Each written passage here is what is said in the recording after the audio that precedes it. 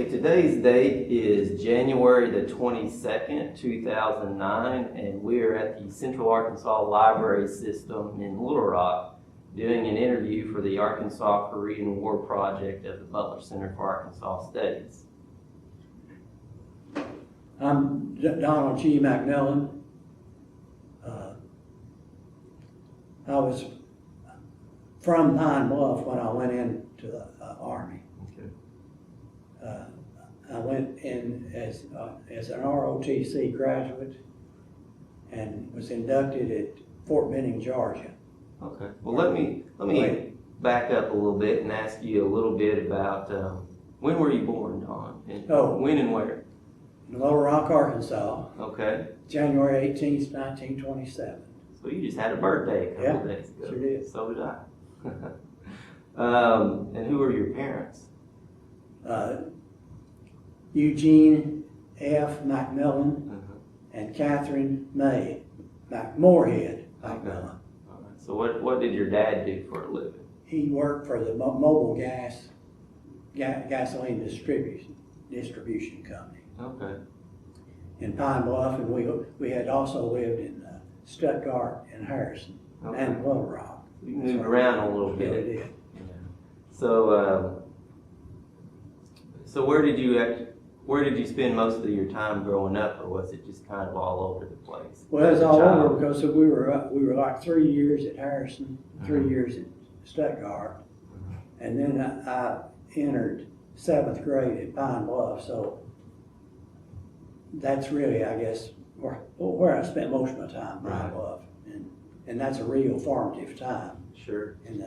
From the 7th grade on, and I graduated at Pine Bluff. Okay. So do you have any memories or remember much about growing up during the Depression?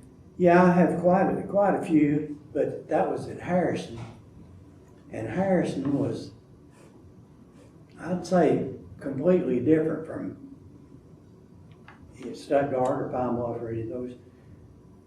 They really had it tough up there. Yeah. And that was in the hills, and they had a different outlook on life too. It was interesting.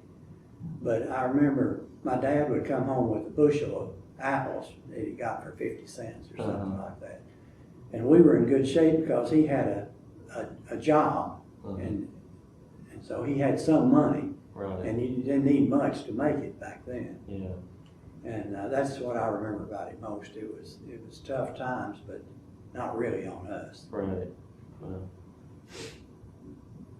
So you said you graduated from Pine Bluff High School.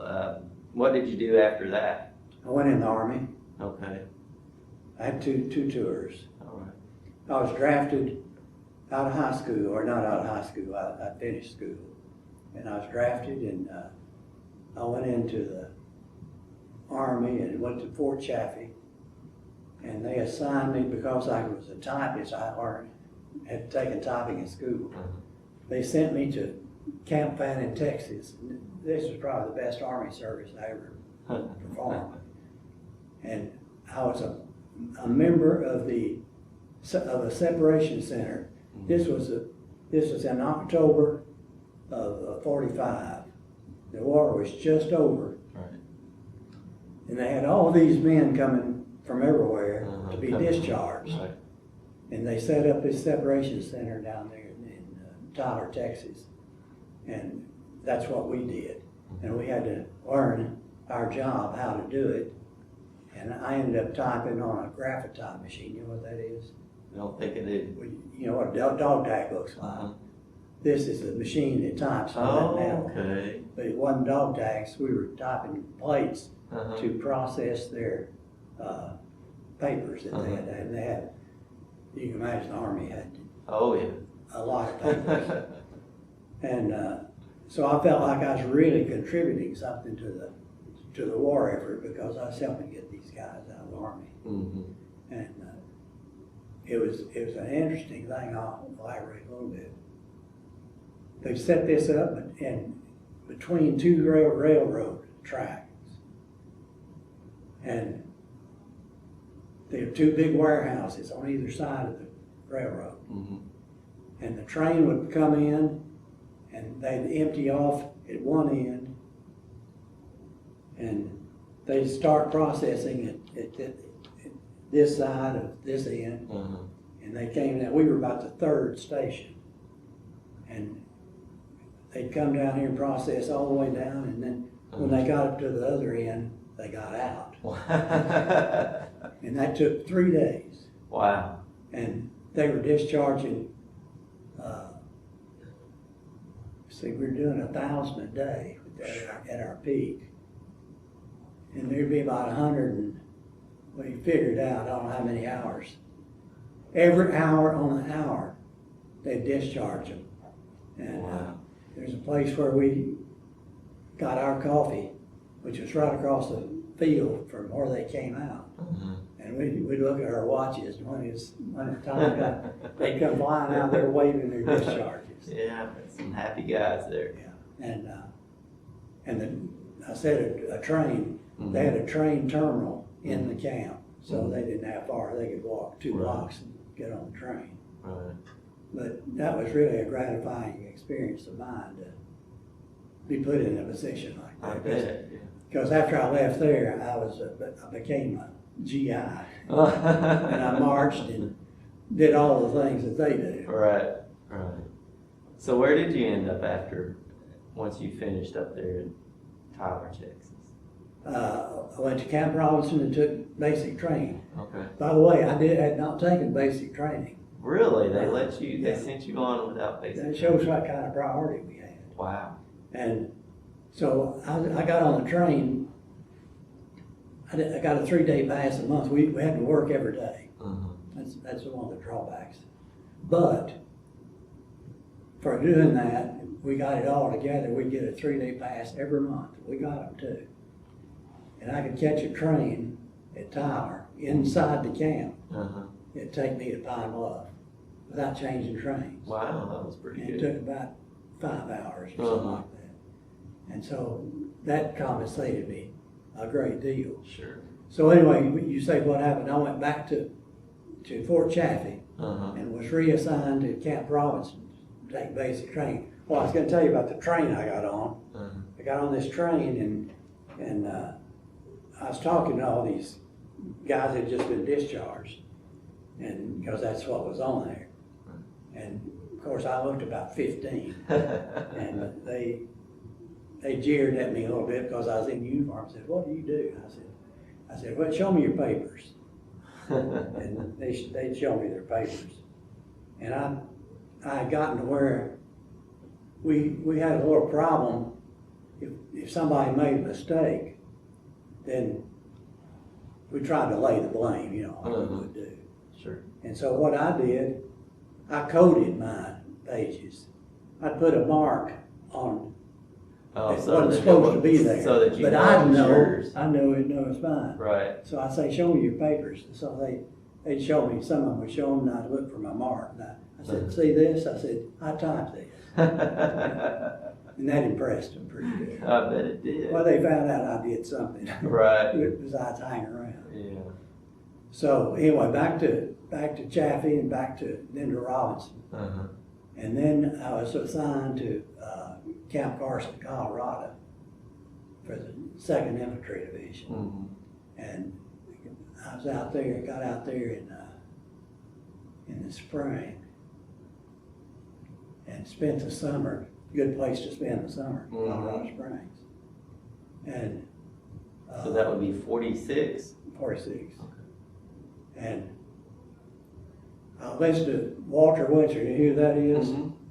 Well, Walter Winchell always had the latest news about everything.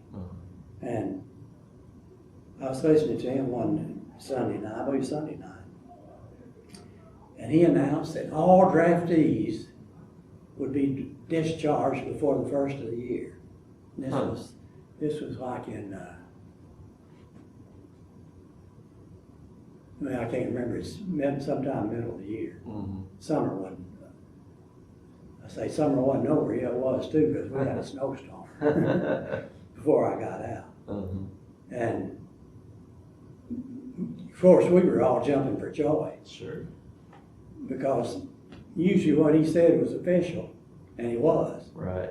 So it wasn't 2 weeks till some of our guys started getting orders to be discharged. And we had this big snowstorm. I didn't think I was gonna get out of there. The snow was so deep. But as a matter of fact, I had to rearrange my schedule. The trains weren't running, all of them. Oh, wow. The train wasn't running from, the one I wanted to catch, I'd been home on furlough. And there was a good straight shot that came through, I guess Colorado Springs, and maybe it went to Denver, I don't know, but it went almost directly across to Kansas City. And that's what I'd come on. And I believe that was the Colorado Eagle, I think they called that train. And when the snow came, and I was getting discharged, and I called down there to get a ticket. They said, sorry, the train's not running. You know, back then, the trains always ran. You could really depend on the trains. Must have been quite a snowstorm. So we cried on his shoulder. There's 4 or 5 of us together.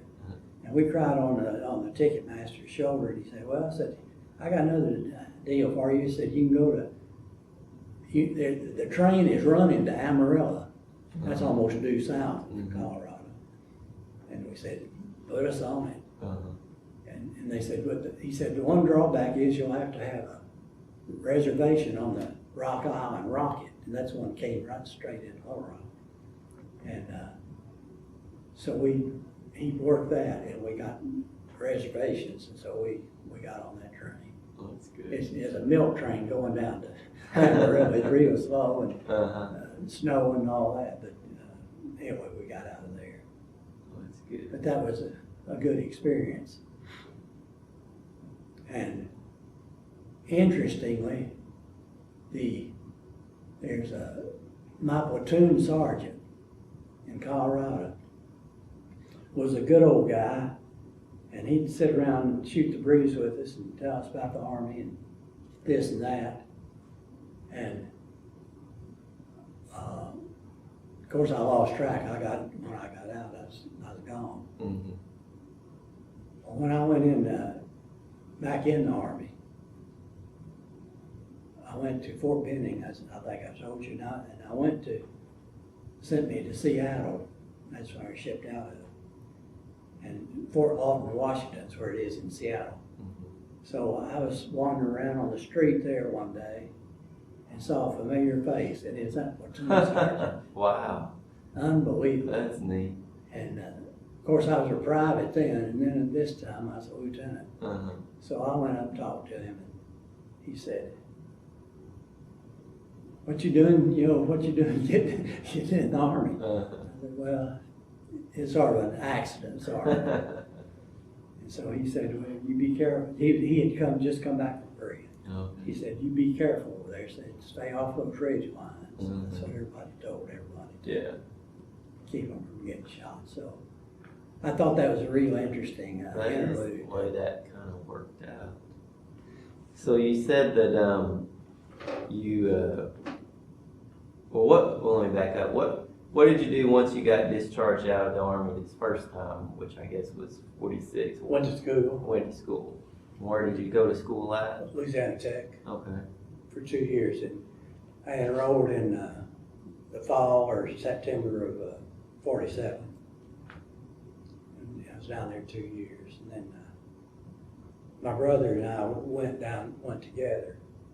And he decided he was through with school. So he quit. And when he decided he was going to quit, I had a good friend who lived just down the street, and he went to the university. Okay. So I said, well, I'll just transfer to the university, and I did. So you went up to Fayetteville, and you joined ROTC there? Yeah. And I wouldn't have had to gone in the Korean War, because I already had 13 months in. So by going up there, by joining the ROTC, that got me in the Army. Right. So what led you to join the ROTC when you went up there? Well, there's some money involved, and they were gonna pay $26 a month, which isn't much, but it was then. And then summer camp. You might say I had a summertime job that summer. Right. And then of course if they called me in, I'd have a commission and I'd be an officer. Right. So, do you remember where you were when you heard about North Korea invading South Korea? Yeah, I told you a while ago, Fort Hood, Texas. Right. And I heard it firsthand because these people were leaving. Uh-huh. They were worried about the gathering. Right. So what went through your mind when you Well, heard what the rumors that were started, and have you been in the Army? No. The Army is just great for rumors. Mm-hmm. Not always true, mostly not. Right. But the rumor we heard was they're going to take us in the Army and send us to Korea at Fort Hood. Well, I smelled a rat there. That didn't seem like they could do that at all. But I guess they could have. I don't know. But anyway, that's where I heard about it, and that's when I started worried about it. Mm-hmm. Not really worried about it. I knew what was going to happen. Right.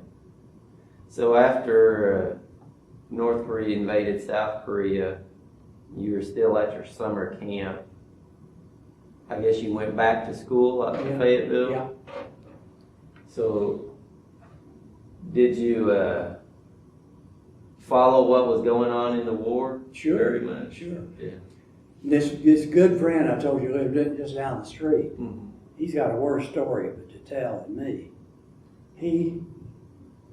His brother was in the National Guard, or he was a pilot anyway, and he was active so he could fly. And this friend, his brother, Mm-hmm. was not in anything. You know, he wasn't in the reserve or anything, so he couldn't fly with him. He said, "Well, if you'll join the reserves, then I'll take you flying." Bad choice. So he did. He joined the reserve, and he worked. They activated him or something. Anyway, he was working for the reserve group down at Pine Bluff. Mm-hmm. And so he was actively doing some stuff. But then he got orders, and this is really sort of weird. He got orders to report to Fort Hood, Texas. And when he got down there, he wrote me all this stuff. Mm-hmm. When he got down there, they said, "You're going to have 10 days straight of training, of advanced or whatever they want to call it, training. Mm-hmm. And then you're shipping to Korea." Wow. And they did. They had 10 days, and they found a little time somewhere on a weekend. Although there wasn't a weekend, see, it's supposed to be 10 days straight. But they found a little time, and they drove to Arkansas. There's 4 or 5 of them together, Mm-hmm. and they drove home for a few hours. Yeah. Because they knew they were gone after that, so they went back and they put them on a train. They didn't fly them. They didn't fly us either. Mm-hmm. But they got them to Seattle or wherever. And he was in Korea.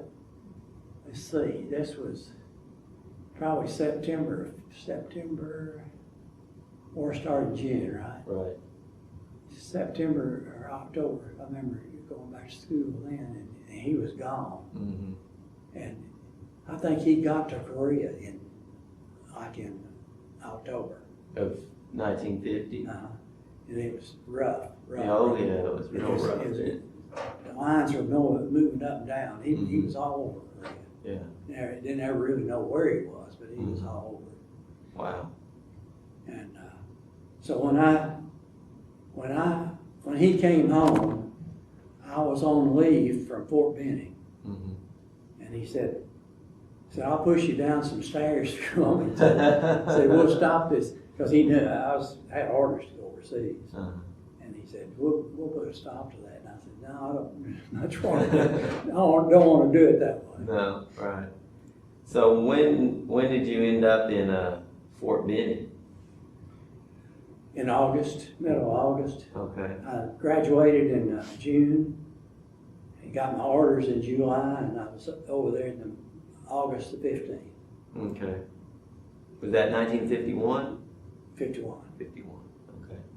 So you did your more training in Fort Basic basic. officer training. Okay.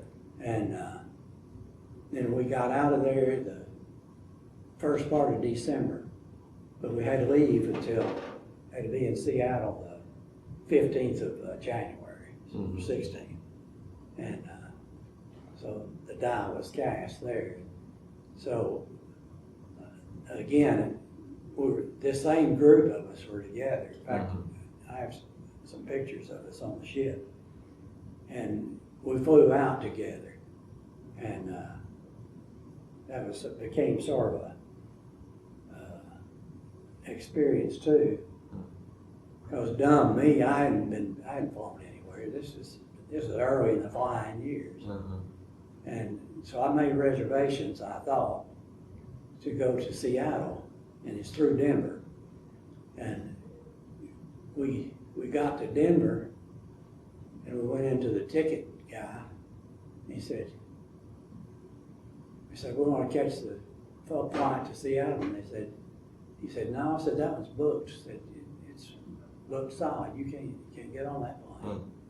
And I said, well, we had reservations. We changed airlines, and they don't honor. Back then, they didn't honor each other's reservations. So we changed from one airline to the other, and boy, we were due the next day, and we could have been AWOL, you know, and we were worried about that. And then he said, let me see what I can work out. Sort of like the guy in Colorado that time. And he called us back up there to the desk and said, I've got something worked out. Said, you'll have to go to California. We said, we don't care where we go. Will we get to Seattle by tomorrow afternoon? Right. And he said, yeah. So we got that plane and flew to Oakland. And then I can't remember, I don't believe we changed planes, but then we went on up to Oregon and got to Seattle about 3 o'clock or 4 in the afternoon. So we made our deal. So what were your parents thinking about all this, about you going overseas? Well, my dad had died by that time. Okay. And my mother was pretty distraught because she had lost a son in World War II. So my older brother was killed in France. So she took a dim view to it, to say the least. And she knew what kind of outfit I was in. The infantry ain't a good place to be. No. So do you remember much talk among the community folks, civilians, about what was going on in Korea? Hardly any at all. Yeah.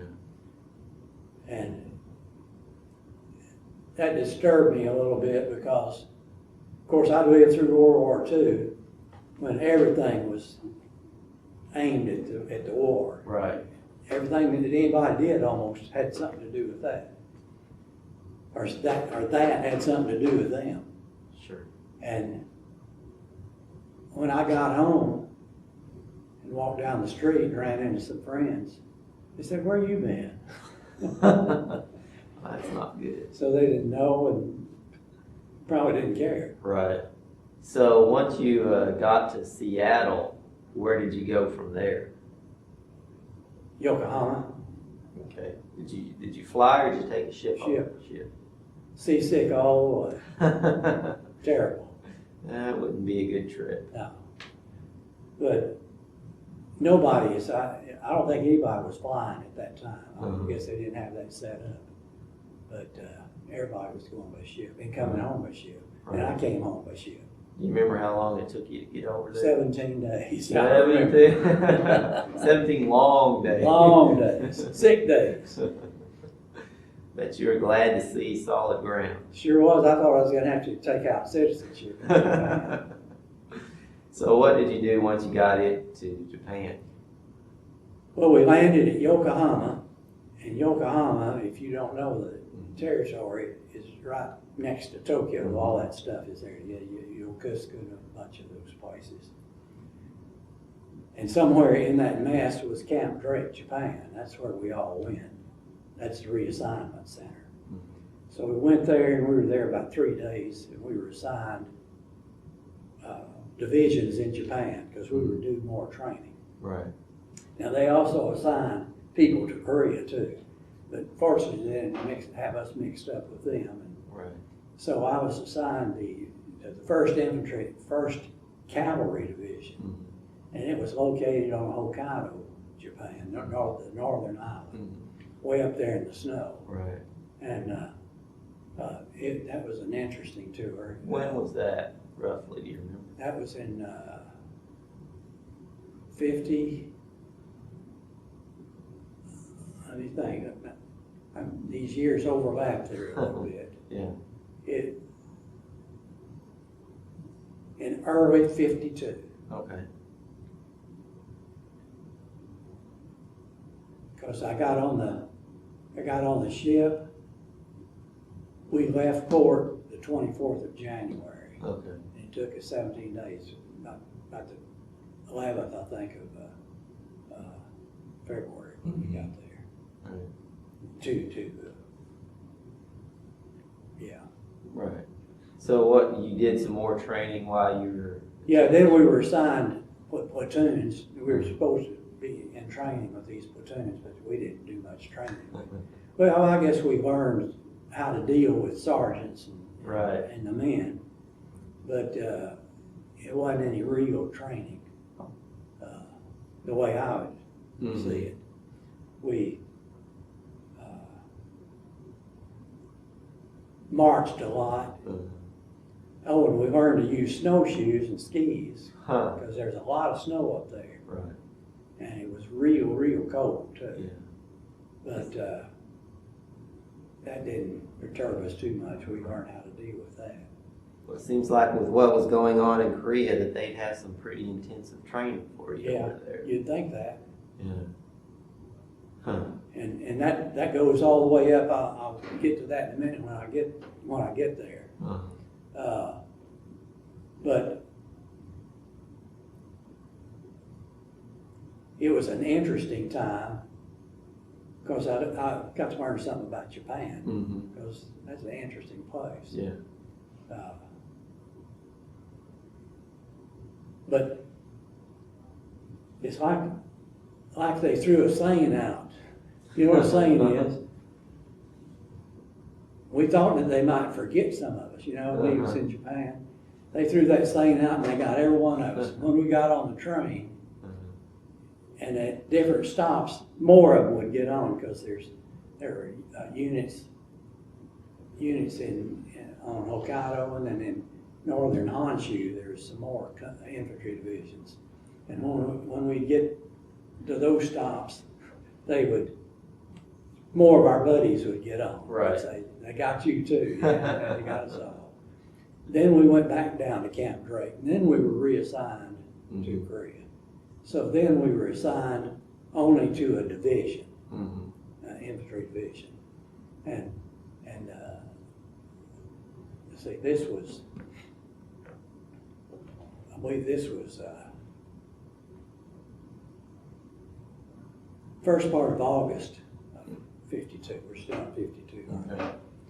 And so then we went back down to the port, Yokohama, I guess, and got on a ship.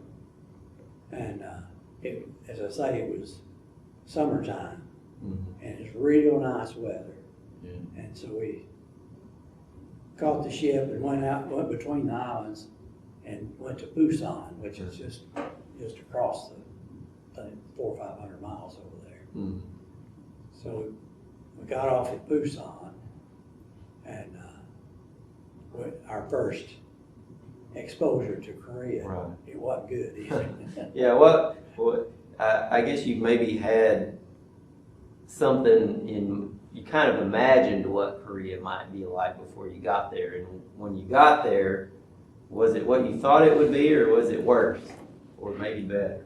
I spent more time thinking about where I was going to be up there on the line and what waited for me up there. Right. I didn't give a lot of thought to the back areas of Korea. the Orient, you ever been to Orient? Mm-mm. Japan has a smell, Yeah. and it's not all that good, but Korea is all that bad. I've heard that. It smells real bad. Mm-hmm. And I don't know what that is Mm-hmm. in the soil, or probably in their honey buckets. You know how they Mm-hmm. gather up the honey. But anyway, we were then started throwing around, and they drove us out about 4 or 5 miles out of town to a tent city. There's a bunch of tents there, and they said, "Here's, you'll spend the night here. You catch your train tomorrow." So it was real late evening by that time. So they said, "Anybody want any coffee? Coffee's ready." The Army always had coffee somewhere.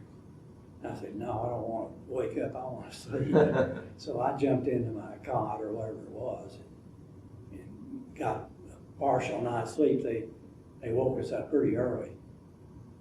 And then we caught trucks back down to the train station. Mm-hmm.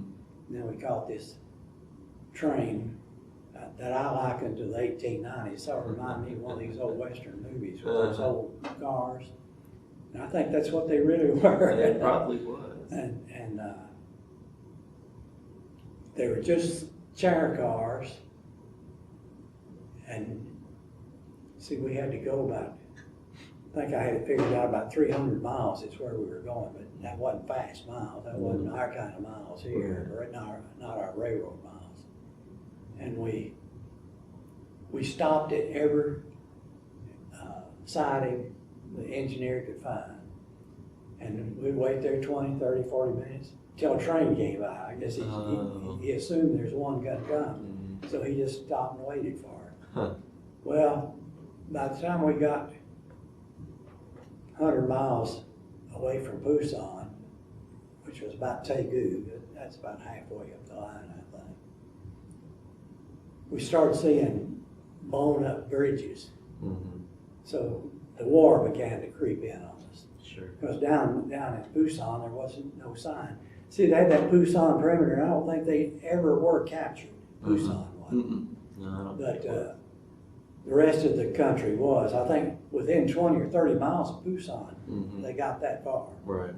But they blown up these bridges, or we had blown them up, who knows. They were blown up. Yeah. So then we went on up to Busan, and we had to let some people off the train there, because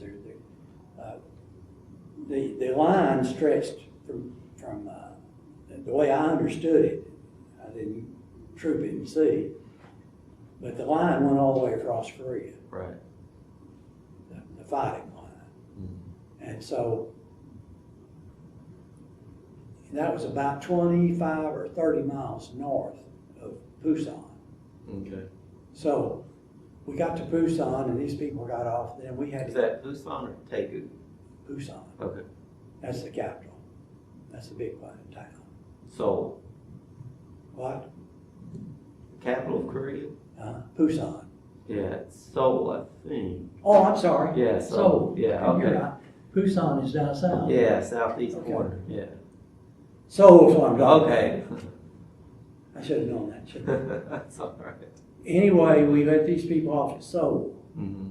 and then we continued a little bit north and west to a place called Chuncheon, and that was the division rear headquarters for the 7th Division where I was going. What unit were you in at that point? The 17th? 17th Infantry. Right. I wasn't at that point. Okay, you weren't yet. So we got to Chuncheon, and a Texas Aggie that we knew each other from back from summer camp, but we didn't buddy with each other. We didn't know each other well. But we were on the train together, and we were all that's left. And so we quickly got together and found an officers' club, such as it was, Quonset Hut, I think. We got us a beer and talked about what we were gonna do if we had a choice. And we found out that the 17th Infantry was in reserve. In fact, he made a phone call from this. That's one thing about Korea, it was all wired up. Huh.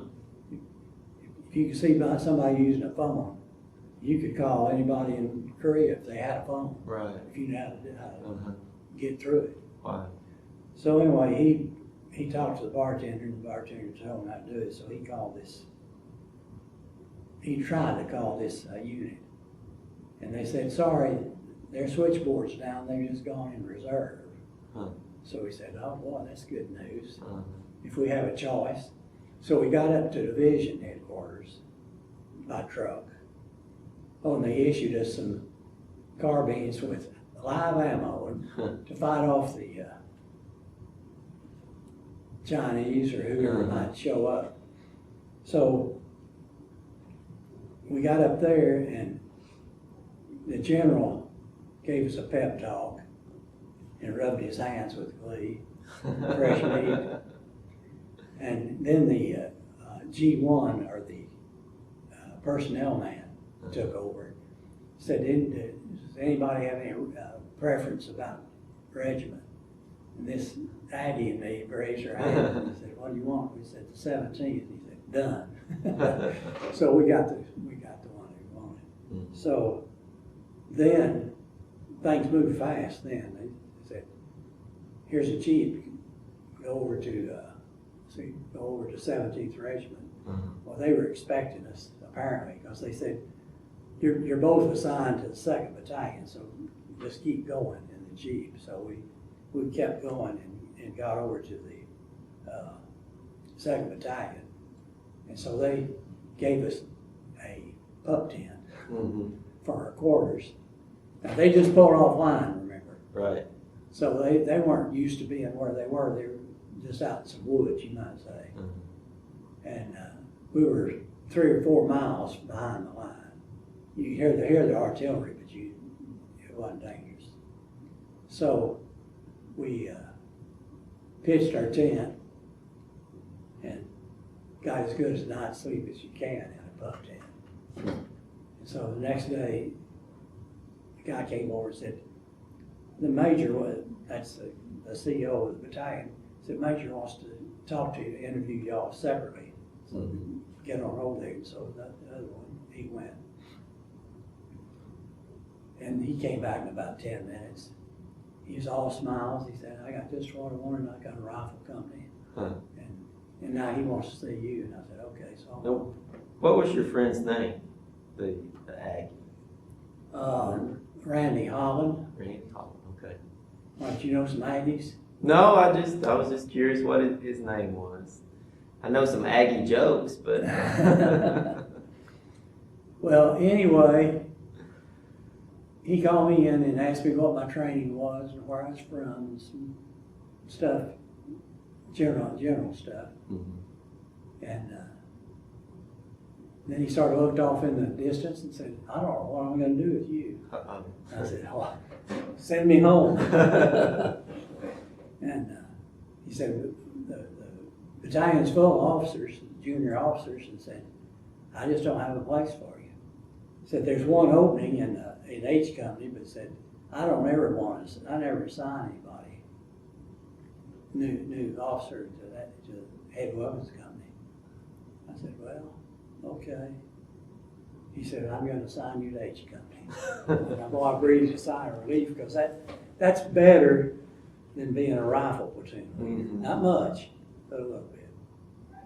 So I went out.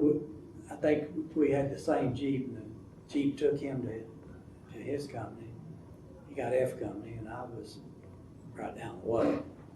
In reserve, they just all get together wherever they can. Whereas on the line, you're stretched from here to yonder. Right. And nobody's hardly together. Right. And I never did see my men, my platoon, together except in reserve. Really? And that was not very often. Huh. Well, see, what they had done in the heavy weapons company, we had machine guns, recoilless rifles, and 75 millimeter recoilless rifles. And those are what they call crew served. That means it takes a crew to serve them. Right. And so we split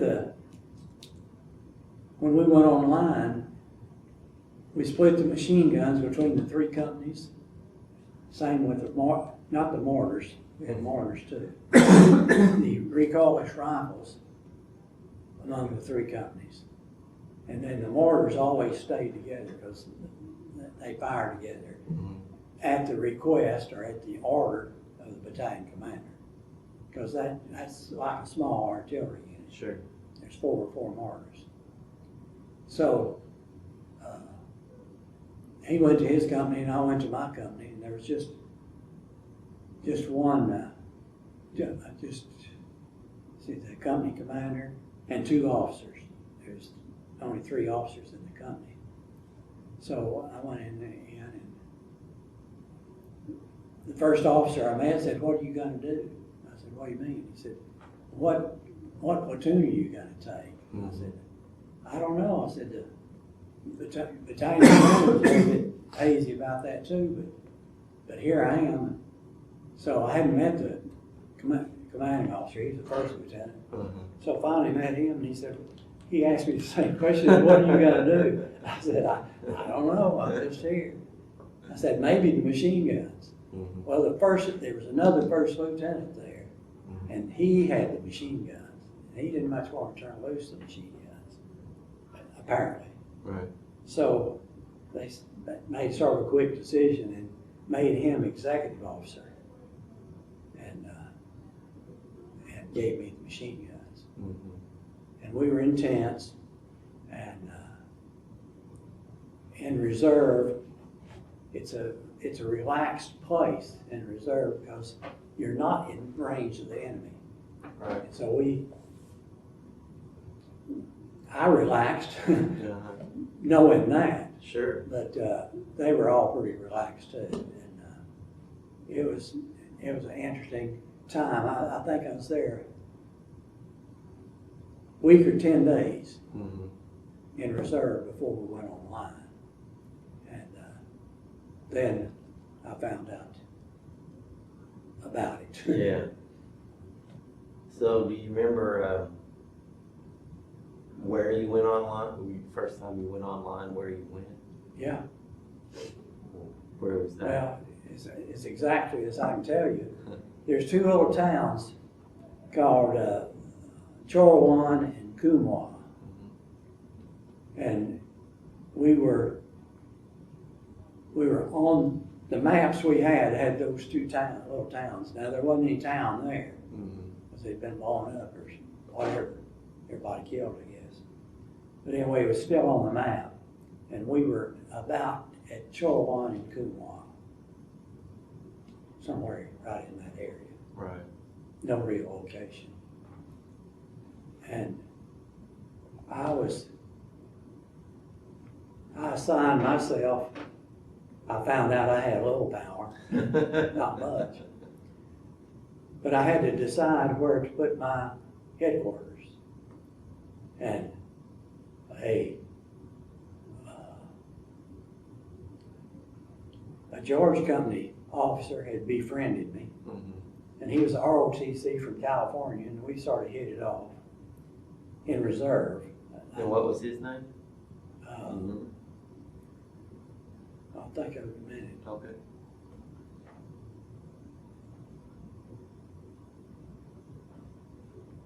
Maybe I will in a minute. That's fine.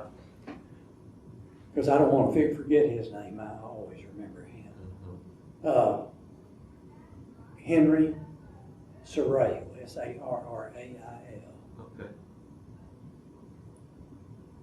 And I put my headquarters with them because I'd eat lunch with them. And there's a couple of platoons of G Company where we were. And what they do, they just scatter up and down a line. They create a line. And they don't create it, I'm telling you, wrong. Right. They fall in the area of the group they replaced. Right. Yeah, the line's already there. The line's there, and like our machine guns, we wouldn't even take out the base. Mm-hmm. They had the bunker all set up and everything, and they had their machine gun set up. And when we relieved them, they pull their machine gun off of it, replace it. and we replaced our machine gun on their mount. Was that a 30 caliber? 30 caliber. So anyway, I set myself there because I thought he gave me a lot of good advice too. Mm-hmm. Some people will talk, some officers will talk to you, and some wouldn't. You know, they had their own problems, I guess. But he was always very receptive, and we got along real well. So they put me up this first night. Now, we always relieved at midnight. Mm-hmm. Why? I think they're trying to fool the Chinese. The Chinese always knew what we were doing. So we relieved at midnight. So we had the rest of the night, and I said, "Good night. There's no bunker here for me. Usually, you fill in whatever's there, but there wasn't one there. But I wanted to be there." So he said, "Well, here you can sleep on our bunker floor tonight, and maybe tomorrow night." But he said, "You got to build your bunker." So first thing the next morning, I got out and found my sergeant and whoever I could find, and we got a whole group together and we built a bunker. What was that like? What do you mean? Well, I mean, how did you go about building the bunker? Did you? Well, we had to improvise. We looked at what bunkers were there and how they were built. But what we did, we had plenty of sacks, like sandbags. Army furnished all kinds of those. Then we needed some timbers. And there's not a lot of timber in Korea, but there's little timbers, big enough to do. So we'd go cut a tree down, a small tree. And we used that for our brace, or whatever you want to do, the foundation. And then we put other poles across it, and then put sandbags on top of that. Now, you have to be careful because you get it too heavy and they'd cave in on it. And some of them did that, but we had to build it pretty strong. So what was once you got it built, what was the inside like? Did you have cots in there? Or did Cots. You have Cots. Now, we all had sleeping bags, and we had those with us all the time, which, of course, you could throw those on the ground and sleep. They were pretty good bags. And we had air mattresses. So we could always make out on the ground because an air mattress will put you up a little bit, allow a little bit of give. So is this still summertime? Yeah, it was, we went online, I believe it was the 1st of September. Okay, so late summer.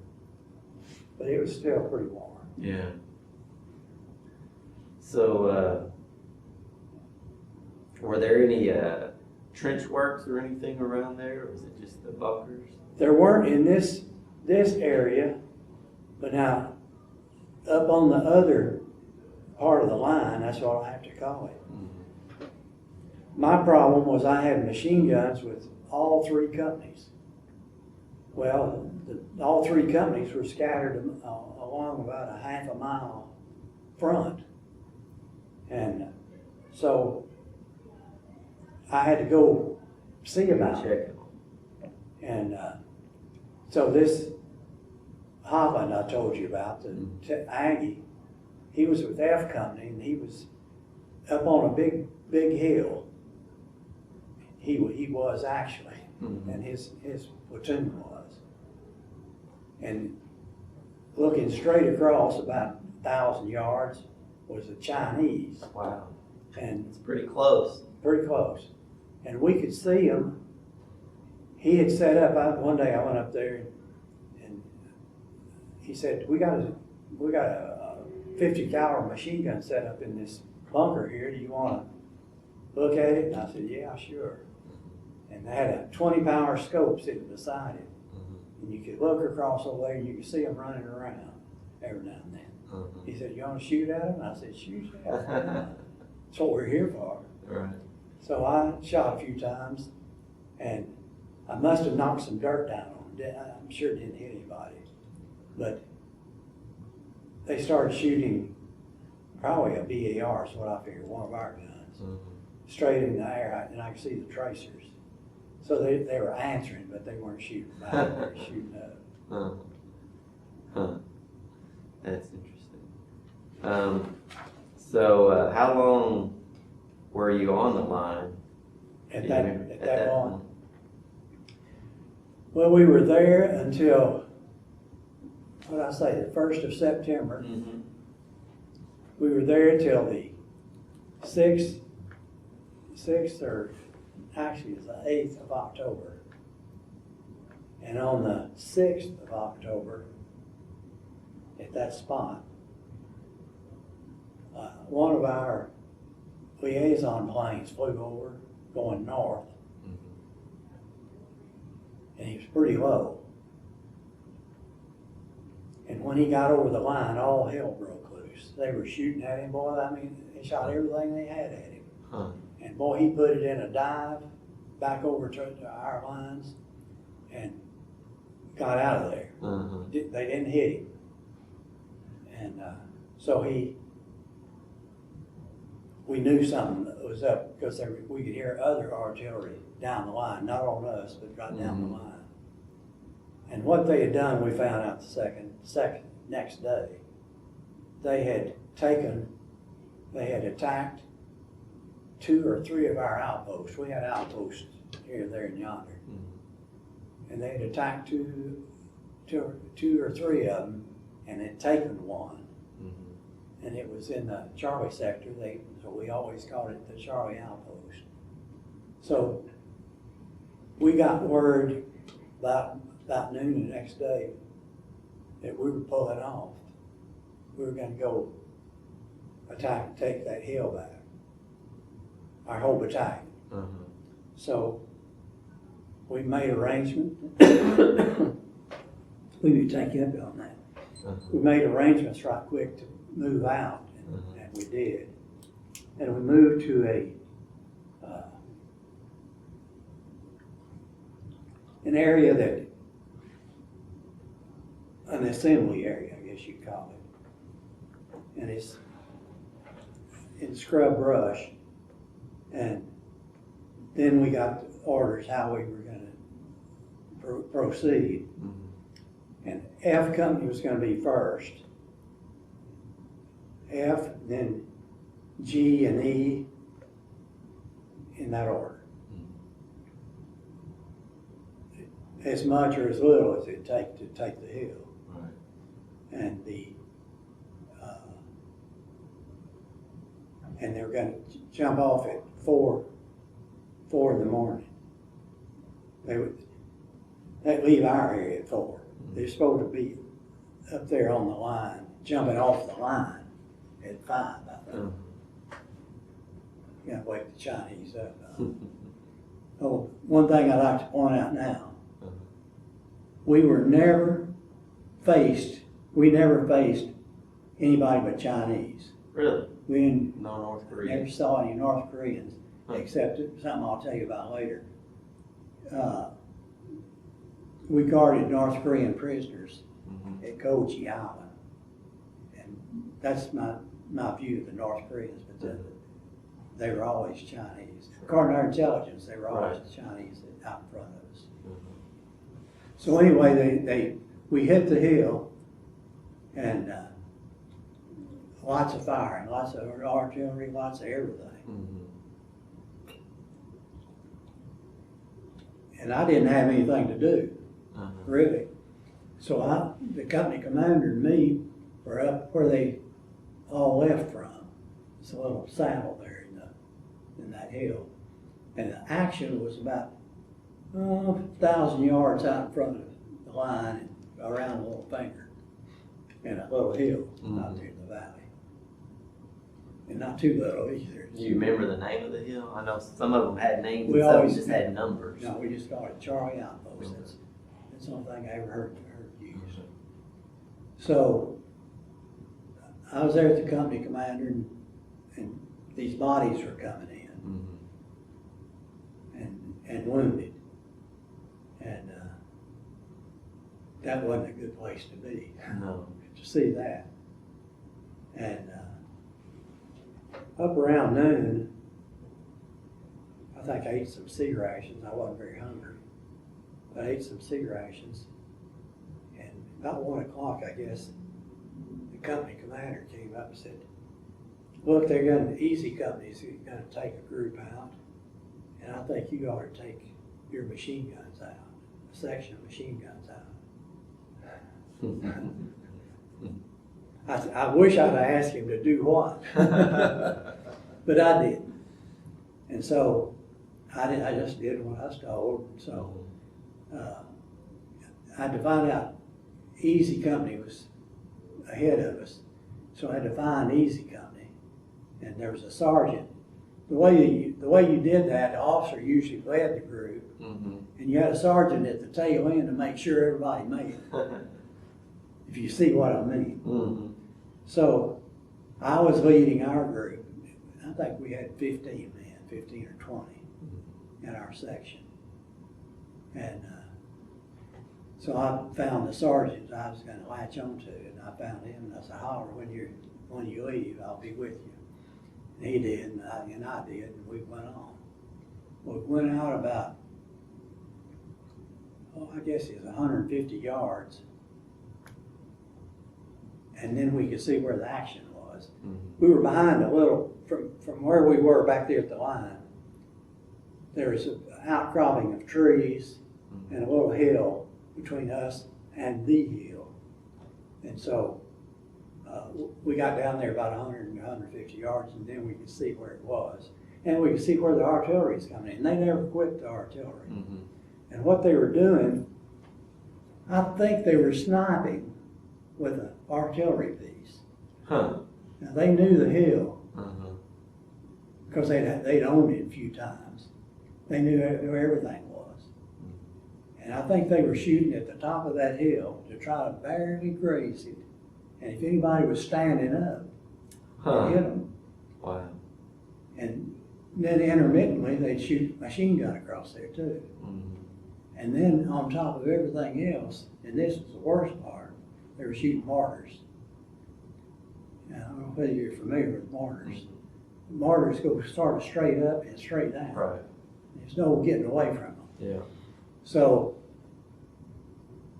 I got up there, I was at the bottom of that hill, and an artillery round came in pretty close, and I jumped up, fell down, thinking that's the thing to do. But laying there, that instant, I said, this isn't the thing to do.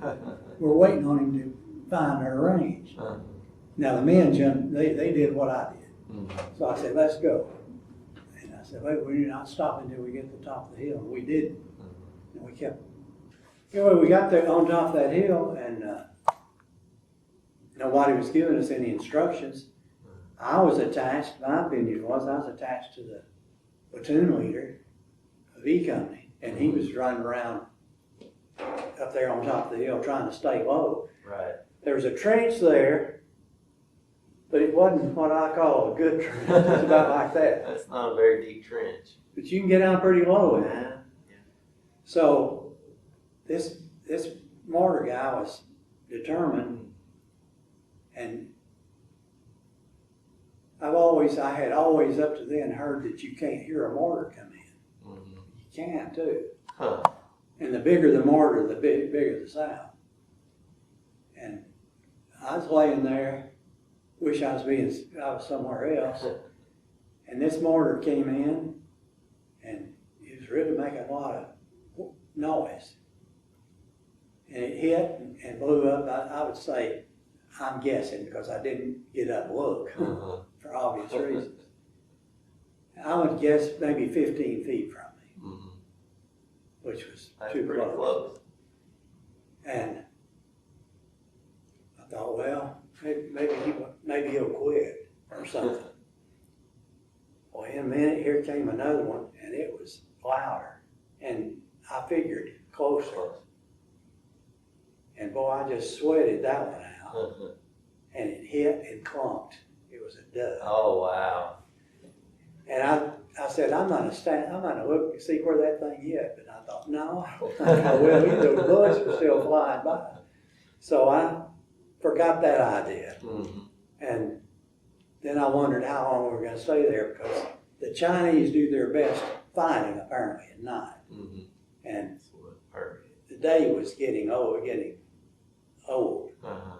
So all of us were wondering what we were going to do, because we weren't used to, me personally and my crew weren't used to being up there on that particular hill. Mm-hmm. We had our guns, we could set the guns up, but we'd be above the level where the machine gun bullets were hitting. Right. So we sort of had a little dilemma. That's a minor dilemma. So we waited around, hoping something good would happen, and it did. They said, we're pulling off. Mm-hmm. And that's all I needed to hear. Yeah. So we pulled off, and we went back.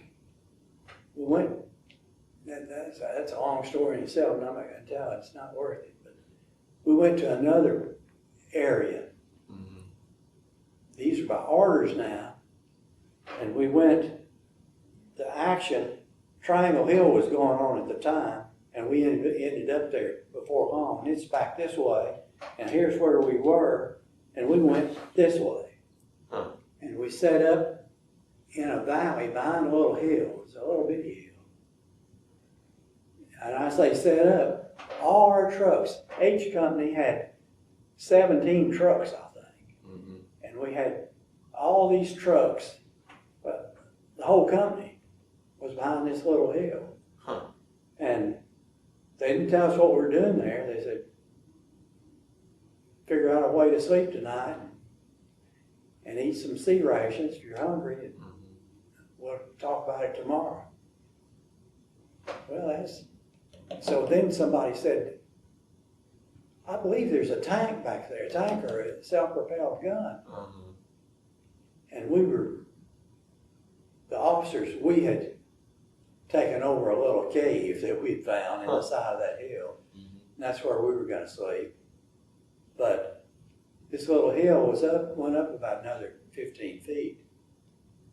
They said there's some kind of gun back down there, and we think it's Chinese. So we scampered up the hill until we got our binoculars, and sure enough, it was, I think, a self-propelled gun. Huh. Which is a gun with like on a tank. Right. And he shot 2 or 3 times at us. He saw us go in there, Huh. yes. And our vehicles were so close you could walk across. I mean, they had really put them close together to get them all behind that hill. Uh-huh. And they were trying to shoot, explode one up, and the whole thing would burn up. Sure. And they shot, and if it topped the hill, it missed them. And a few of them would hit short. Uh-huh. And he finally gave up, and so we spent the night. Next day, we got on our trucks and went over to Triangle Hill where another battle was going on. Uh-huh. Do you remember much about what was going on at Triangle Hill? No. I didn't ever know what was going on in any of the battles. Yeah. There's no way to find there. out. Right. You know that you can tell when it's bad, but exactly what's happening you can't really tell. Yeah. And we got over there, and the battalion commander had issued orders for us, our mortars, to set up to fire all night long. Wow. They had spotted a Chinese pathway, and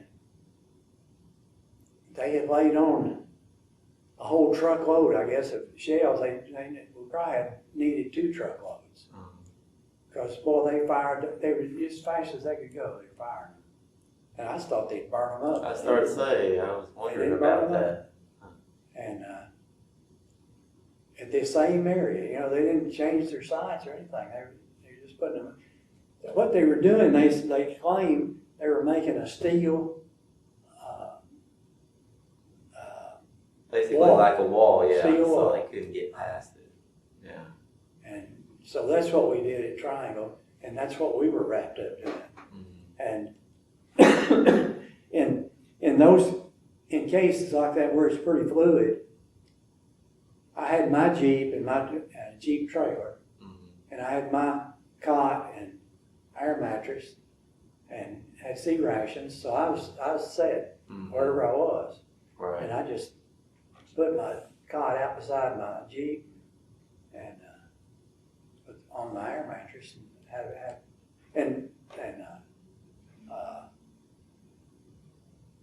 Did I say we had sleeper banks, and they were really good ones too. Yeah. That took care of that. Yeah. But remembering about a battle, no, I don't remember it. Yeah. I know they there didn't know what was going on. Yeah, there was a lot of, I guess they call it hill fighting at that time. Taking a hill, losing the hill, taking a hill, losing the hill. There's a story I heard, and that's what it is, a story. Because if I'd have seen it happen, I'd have put the guy in for a medal. But it's a couple of 8 balls in my platoon. And you're going to get those, well, you know, whatever you do, few of them are going to be around.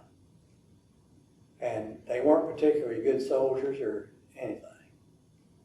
But the word I got on them was, and they were attached to a rifle company. They weren't just out there by themselves. They were with H Company. And some Chinese were coming up a path. And this one was picking them off with his M1 as they came up the hill. And more came, and finally he got his buddy to load for him. In other words, they weren't both shooting. One was loading and one was shooting. Wow. And that, no telling how many he might have put away. But that's one of the stories I heard. Right. Now another story I heard, and I want to promote this story. This guy, this officer I was telling you about, the one from California, in G Company. I tried to run into him after any action to see how he did and all that. Well, I heard a rumor about him, and so I wanted to find out if the rumor is true, and I ran him down. I said, "Look, what's this story I hear about you being a hero?" And he said, "Oh," said, "there wasn't anything." He said, "We were trying to take this bunker, and they had us pinned down. We couldn't move. And finally, I just got mad. I jumped up and charged the bunker by myself." Wow. And I said, "What?" He said, "Yeah." But he said, "I thought there was only one guy in there, and I figured I could take care of him." He jumped in the bunker, and there were 3 Chinese in there. Wow. And he killed all 3 of them before they could get him. And I mean, he told it just matter-of-factly. I had to believe it because I believed him. Right. And then some of the men backed it up too, because they were pinned down and they weren't jumping and running. He jumped and ran. And it wasn't about a week later, I asked about him. They said he was killed. And I said, "What?" He said he was hit, had a direct hit with a mortar. Wow. So a mortar landed on top of it. Up there is still a triangle. But I couldn't believe that. Yeah. And while we're on that bad subject, the Texas Aggie that I told you about, I came up with, he was killed at Charlie Outpost. He was in the 2nd Assault Platoon. And the second group going up to take the hill. And from what I heard from sightseers or eyewitnesses, he was blown apart with the artillery, that artillery that was coming in. It got him. So I had two friends pretty close together that were killed. I'm sure that was difficult. Yeah, because you just don't think about, somehow you don't put that in your thinking. It's, it's there, but you don't dwell on it. Right. So how long did you stay on the line then? Did you eventually get rotated back off the line after a while? Well, they moved us around a lot, excuse me. And we were at the triangle area I was telling you about. Then, I guess they won the battle. They didn't announce it to me. But they moved us to an area that nobody had been before. By that, as I was telling you a while ago, usually there are bunkers and stuff all over the place, what you call inhabited areas. But we went to an area that was uninhabited. There wasn't any bunkers, there wasn't much of anything. But they warned us, whoever showed us this area, said there's a sniper up there that's shooting down this way every now and then. Said, don't get out in the open. He'll get you. So we were, I said, we got to build a bunker. That's what I usually always say. Got to have some place to hide. So we had 6 or 8 men there that were available, that got available. And so we got them busy and cut down some small trees. And I guess we had the sandbags. But every now and then this Chinese would shoot 2 or 3 times. And we thought he had a BAR, one of our BARs, because the way it shot. And they'd come through the trees where we were. And but we were low enough. His bullets were going over us. He didn't hit any of us. But we didn't get out in the open either. And we tried and tried and tried. We had 20-power scopes, so we had everything, binoculars and everything. We looked and looked and looked the hillside where we thought he's coming from. We couldn't ever locate him. But then we got that bunker built. This moves pretty fast here. We got the bunker built, and I was rubbing my hands to spend the night in the bunker. And I got word from headquarters to come back to company headquarters. So I jumped my Jeep and went back there. And the company commander said, "You're the new company commander." Wow. Because he was sick. Oh, and I didn't tell you what happened to the original company commander. Back there at Charlie Outpost, well, the one that sent me up, well, he was there at this place where we jumped off from. When I left, that's where he was, looking through his binoculars. And Chinese artillery, and I don't know why, because I don't think any had come in there. But Chinese artillery had come in on him and hit him and wounded him. He was rotated. So the one that was made company exec was then company commander for about a week or 2. Then I was company commander. And when we got back to it, they pulled us back to a reserve area. Excuse me. And we were in this reserve area, and they announced we were going to go guard the prisoners at Koje Island, which was sort of a pat on the back to us because we won't get shot at down there unless they give those prisoners guns. So we made ready to move out, and we did in a couple of days. And we drove, our vehicles down to Incheon. Mhm. That's Seoul and then over to Incheon. And we got on a LST. And our whole company, all the men, all the vehicles, all everything, got on that one LST and headed to Koje. You know where Koje is? Mhm.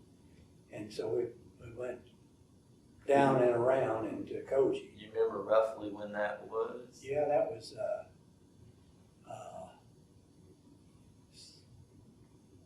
see, all this action was September and October. It's about the 1st of November Okay. of 52, still 52. Yeah. Okay. So how long were you down there guarding Christmas? 2 months. 2 months. And in a way, I thought it might be interesting duty, but it really wasn't. Because we didn't have any of the, I thought we might have an officers club and we might have movies, we might have these extra things. No, we didn't have any of that. Huh. We were on alert all the time.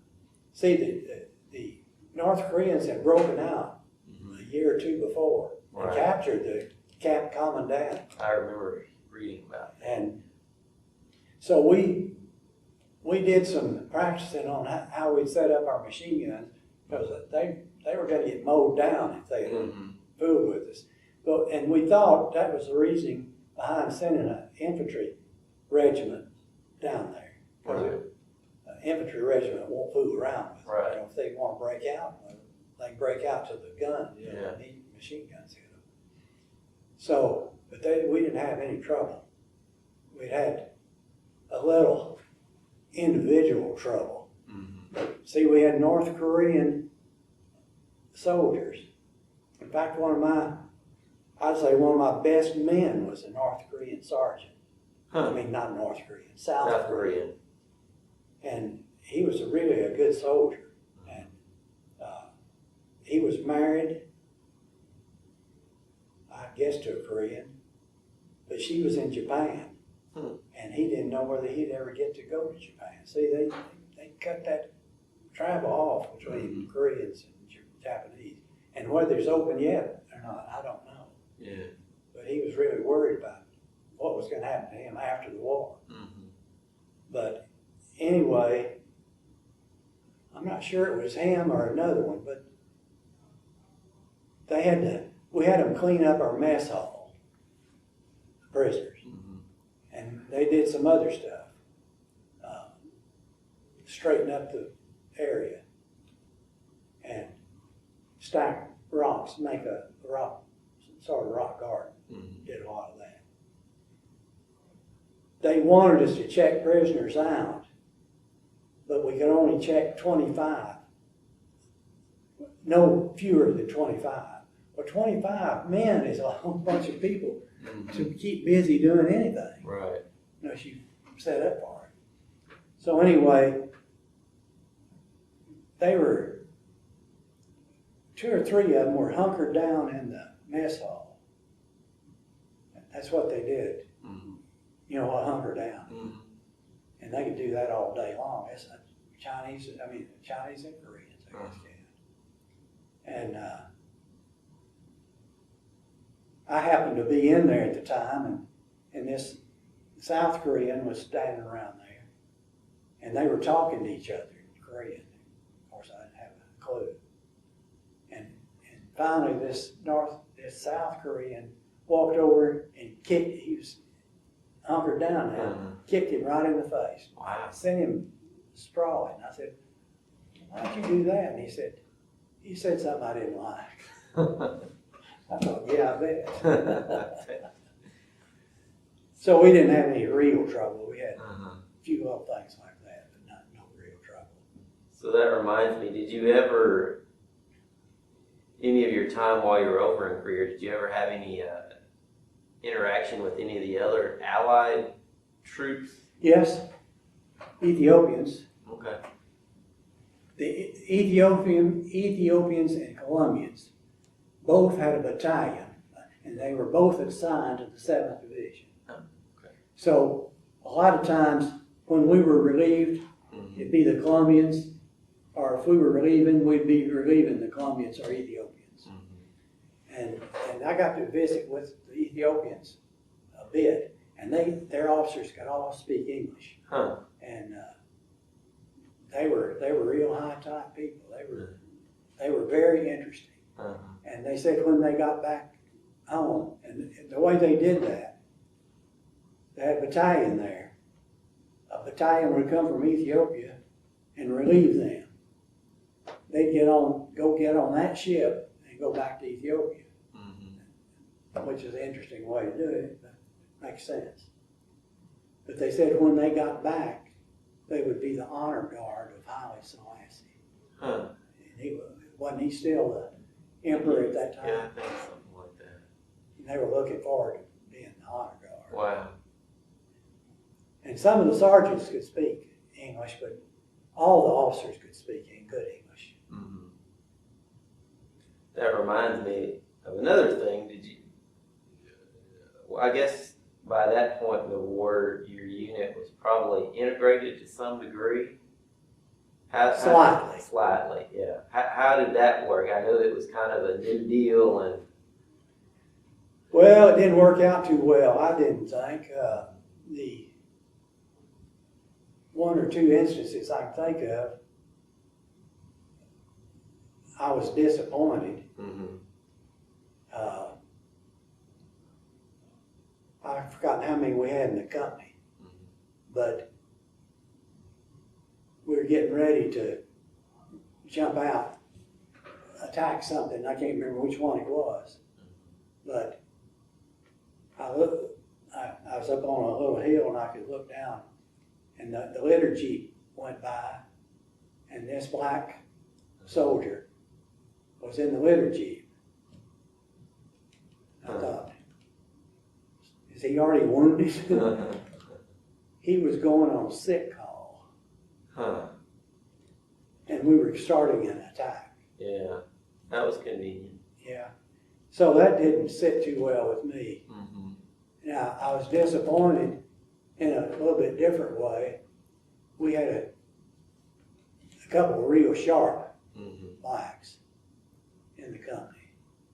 And, I mean, their shoes were shine. I mean, they were sharp. But when it came to the field, they couldn't deal with it. They just sort of came apart. I don't know how to explain it. I don't hold that against them. Sure. Personally, it's just something that happened. Right. And it didn't do anything to further the plan. So did you keep in touch with your mom when you were over there? Did you write letters? She write letters to you? I know that mail call was always a big deal. Do you remember much about that? Or how often did you write? Oh, do you remember? I'd say I wrote about a couple of times a week. Okay. Or tried to. I might not make it. And I got letters a couple of times a week. Had a girlfriend I was writing to. Okay. And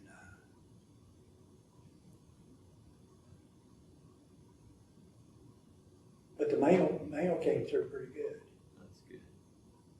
So, what did you, once you went back and guarded the prisoners, was that the end of your service, or did you get sent back up on the line after that? Oh no, we went back on the line. Okay. You were guarding prisoners for a couple months. We got down there about the 1st of November and we left somewhere near the end of December. And then while I was down there, I went on R&R. Okay. To Tokyo. How was that? Oh, that's great. What did you do while you were over there? Went to nightclubs mostly. There was it's Tokyo, and we flew over it. We had to, sort of an odd thing, we were at Koje at the time. So we had to get up to Seoul. And that's almost 300 miles. So we had to catch a tug to Busan. Mm-hmm. And then we caught a train up to the airfield at Seoul. And that's where all the combat group was flying out of, R&R. Because that's close to the line. That's maybe 30 miles from the line. Yeah. So we got up there and then got a plane for Tokyo. And the C-124 is a huge thing. And we were fully loaded too. And the interesting thing about that trip, we got on the plane somewhere near mid-afternoon, I'm going to say, of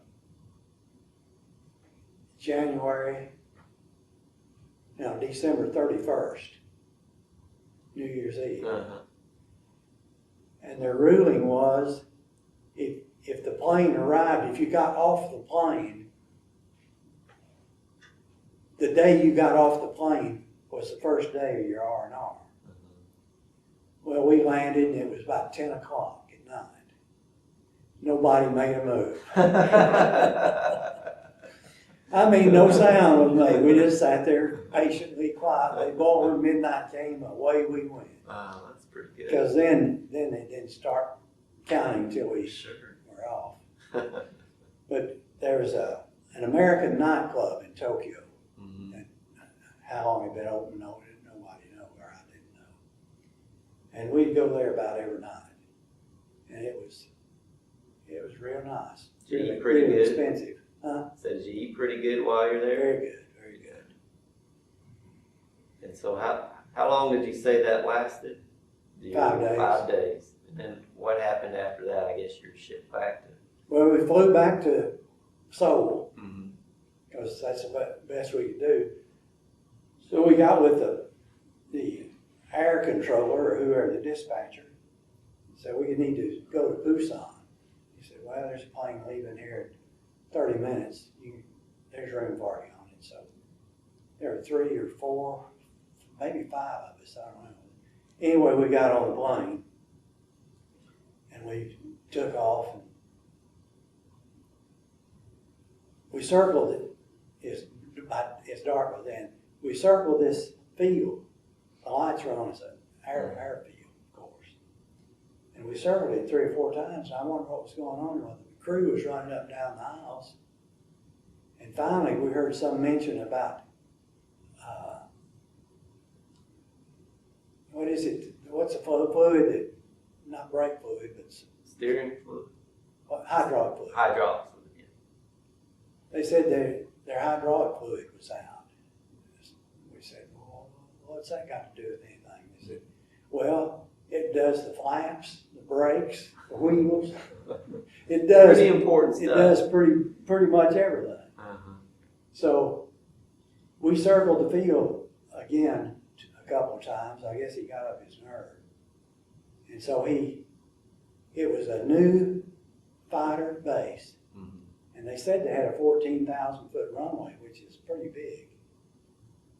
And so he set that thing down, rolled and rolled and rolled. I guess he didn't have any brakes. Uh-huh. And so anyway, we got up there. So it's chow time, so we got off and ate. And so it's time to go. So we got back on the plane reluctantly. Mm-hmm. And they said, we've changed our destination. We're going to Daegu instead of Busan. Said there's a big hill at the end of the runway at Busan. Really, That's reassuring. very reassuring. So we stayed on the thing, and we got to Daegu, and he landed and rolled and rolled and rolled, and fire trucks and all that stuff came out with us. And so we got off the plane, and I guess had worn that one out. So we got off and went to the dispatcher and said, we got to go, we need to go to Busan, because it's only about 100 miles, I think, by then. He said, yeah, I got a C-119, a cargo plane going any minute, and you can go on it. So we all ran, except one. One guy said he'd flown enough. He said he's going on the ground. Uh-huh. So So we got on it and we were down there in Nothing Flat. Spent the night and then back out to Koje. And pretty quick they announced that we were getting ready to leave. So we went back on our LST and we got back up there and got in position, and we went back online the 24th of January. So how did you spend your birthday? Do you remember? no idea. Guarding the prisoners. I guess so, yeah. So you got back on the line on the January 24th of 53. Yes. Right. And what we were having there is no action hardly at all except patrol action. We sent a patrol out every night and they'd hit it about every third night. And we didn't lose many men. We got some wounded. Some we got killed. We had one officer who was a good old boy. I think he's from Oklahoma. And he had been a sergeant. And I'm not sure whether he went to OCS or got a battlefield commission, but he was an officer. And he's a wild guy. And he knew he was going to have to go on patrol. So he volunteered to go on a patrol to find out how to do it. And asked this other officer if he could go with him, and he said, yeah, sure. So they got out there in no man's land somewhere. And he got up and walked over to the officer to ask him something. And a burp gun went, and they knew what they were doing. They hit his flak jacket, but it went where the sleeve is, yeah. and hit him in the heart, killed him. And that's the only action. That one little burst of gunfire, and there was no battle, there was no nothing. Right. And there's a whole lot of that went on. Yeah. They dreaded those patrols. I'm sure. Did you ever have to go out on any of those patrols? No, That's good. fortunately. That's good. That's good. I was curious.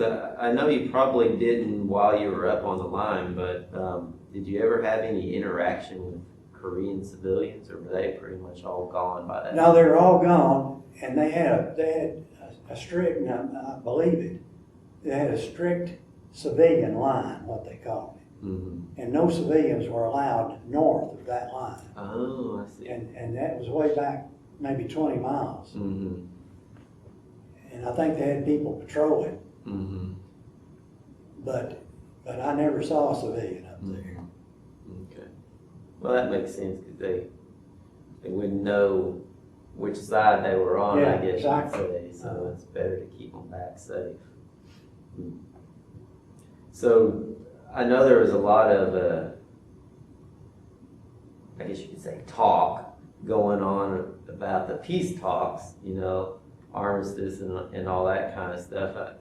I guess you guys, did you follow that pretty closely? Yeah, we followed it real close. Yeah, so what were your thoughts about that? I know it's kind of start and stop. They not seem to accomplish a whole lot.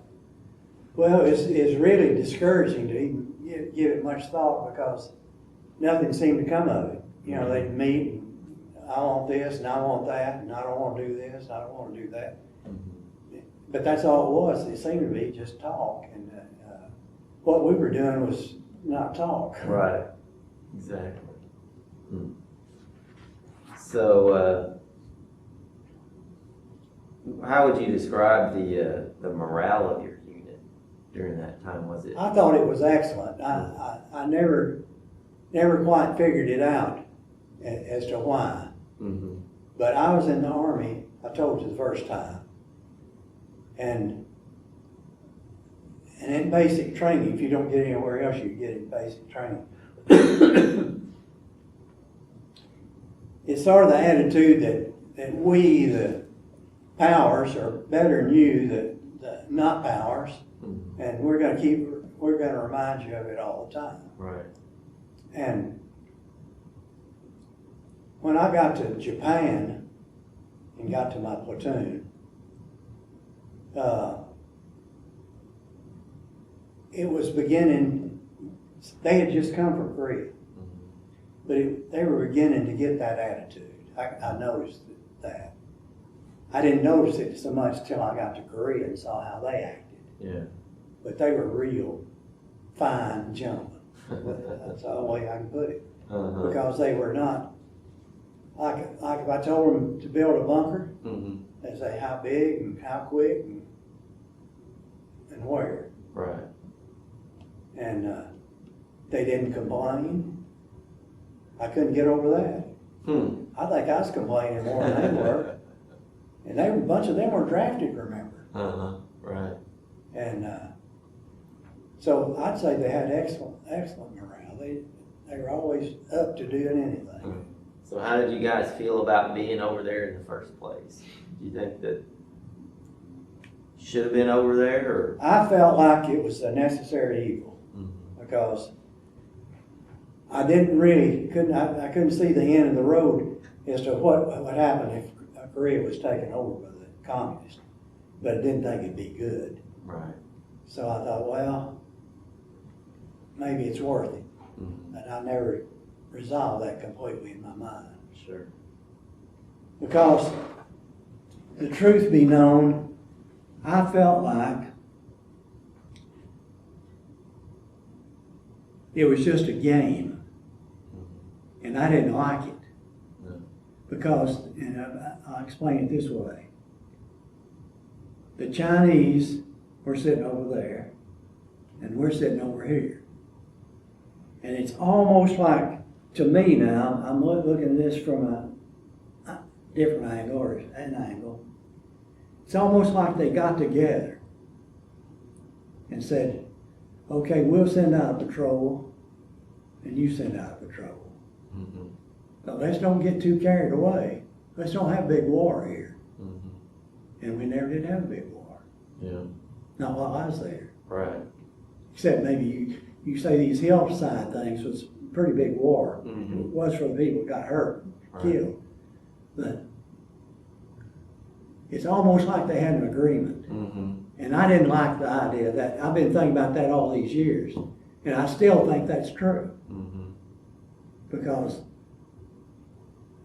I know that, there's an expedient way, and I have an idea that the expedient way was more to their liking than straight on. Right.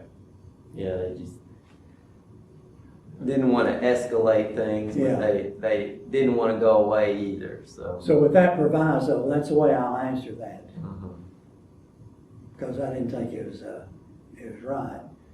Because I got to see, the more I got to see of it, the more I didn't trust it. Right. So when did you finally end up leaving Korea? April the 15th. April the 15th. 1953. What they did, they sent around our points. We got 4 points a month online. The last are if you're back at Koje or somewhere else, or Japan. And they send that list around for the whole battalion, the whole regiment actually, and of officers. And you can see the numbers add up. And then my company commander, and he was a West Pointer, and he's from Mississippi. We had a good relationship. And he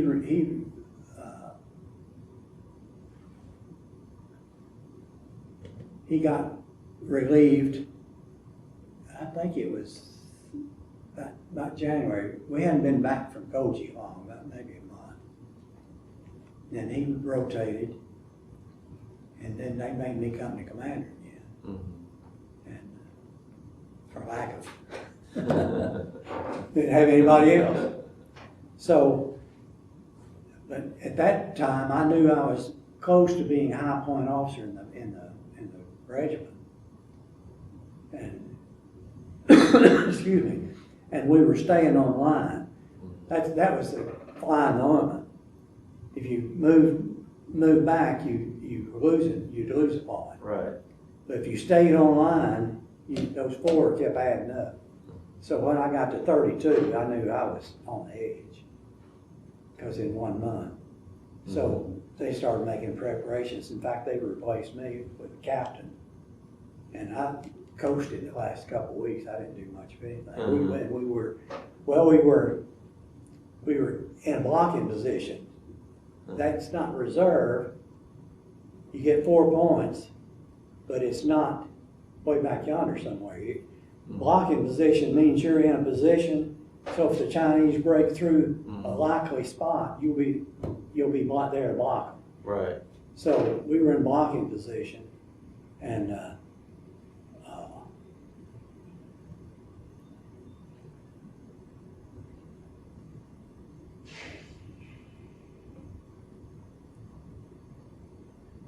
well, I was sort of on the edge there, because I didn't know what was going to happen. Right. This was the build up to pork chop. Oh yeah, right. And my outfit was right in the middle of that. And we did a recon the Sunday. Can't imagine why I did this yet. Sunday before I rotated, I think I left on a Wednesday. Some officers came by, and battalion officers said, "We're going up to look at Old Baldy. You want to go?" And I said, "Yeah, okay." So Old Baldy was owned by the Chinese at the time. And so I jumped in a Jeep, we went up there, and with flak jackets, helmets, and they said, our intelligence had told us something big was going to happen. That's the reason we were in blocking position there. But we were not at pork chop, because at that time we owned pork chop. So I guess we weren't too worried about it. But what they were a little bit worried about was Old Baldy. And Old Baldy was several hundred yards only from a pork chop. I mean, they were real close together. So I went up for the recon and was happy to get back. I just thought that's foolish. And then I knew I was on the edge. And then I heard from the battalion. They said, "You're on your way." So I jumped in, got my stuff together, and jumped in a Jeep. They said, "You got to go back to the regiment."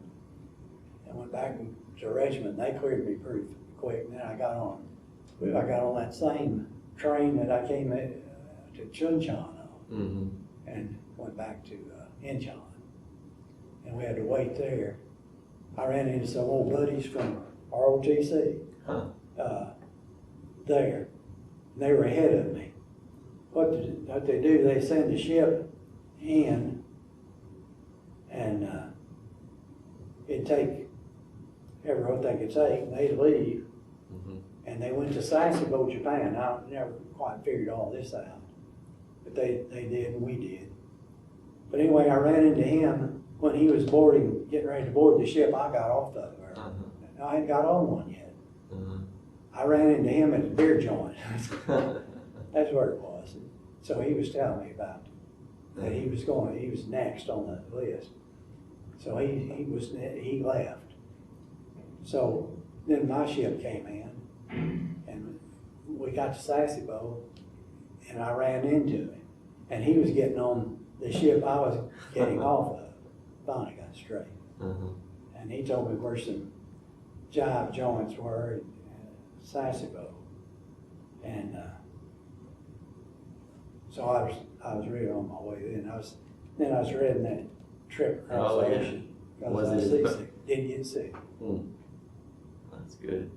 Guess they knocked it out of me somehow. I guess so. It's probably a little better feeling knowing where you're going that way rather than going toward that. Anyway, we landed in San Francisco, And that's when they were having the hullabaloo, I think, about the dancing girls. Mm-hmm. You know, they cut that out. Well, it was cut out before I got there. There wasn't any dancing girls. Huh. There wasn't anything. We just pulled up there and started getting off. Uh-huh. So there wasn't any ceremony or anything. There's a shipload of veterans. And they rewarded me then. I thought I was going to get out there. Uh-huh. And they checked my records and saw that I had my time in. So he said, you're gonna have to ride a troop train home.